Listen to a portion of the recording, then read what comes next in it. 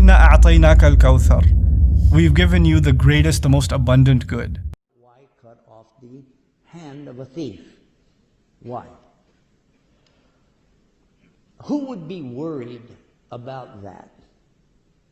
Are you really worried that somebody's going to cut off your hand? Because if you are, then what kind of living are you making? What are you doing for a living that scares you? And who are the people going to speak the loudest about this kind of thing? Who? Lawyers and politicians. And we don't have this in Islam, but if they said they would cut off your tongue if you lied, then all the journalists would hate Islam immediately. You follow that? So it's the one who does these things that's going to be more afraid than anybody else. But if you're not a thief, how many of you think it's nice to have a thief in your family? Huh? Have you had any of your relatives steal something from you? Well, in America, it happens all the time. When people use drugs, they lose their connection with anything else. They don't care about anything else anymore. And they need the drug more than anything, and they will do anything to anybody to get the money for the drug. They will do it. And that's known. So how many thieves do you think we have in America? Every day, stealing and stealing and stealing and stealing and stealing to fight this problem they have inside of themselves, needing that drug. And the more drug they take, the more they have to have the next day, till they kill themselves or go insane.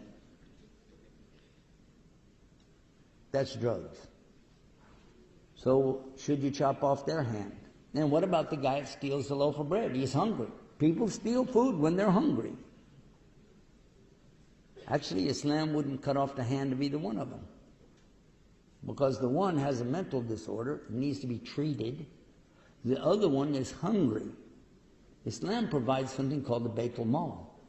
Anybody can eat anytime, and they don't have to be a Muslim. They can get all the food, clothing, and even shelter that they need. It's a social system when there is the full Islamic state.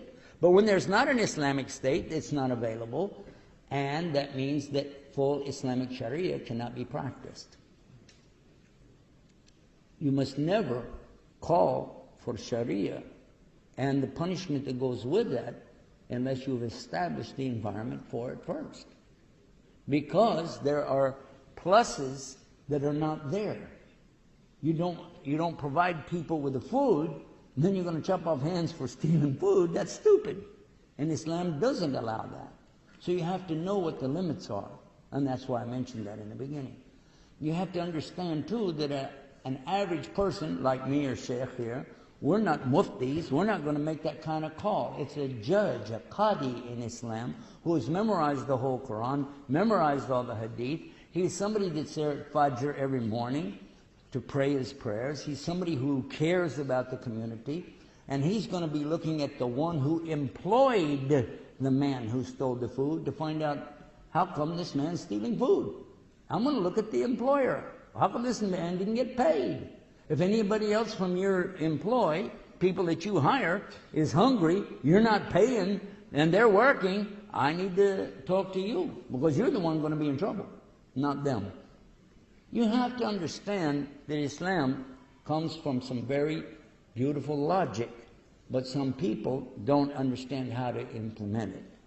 And so that's what we see again and again and again. We don't see the mercy, and we don't see the compassion, and we don't see the authority, the proper authority being represented when people go out here and start beating each other up.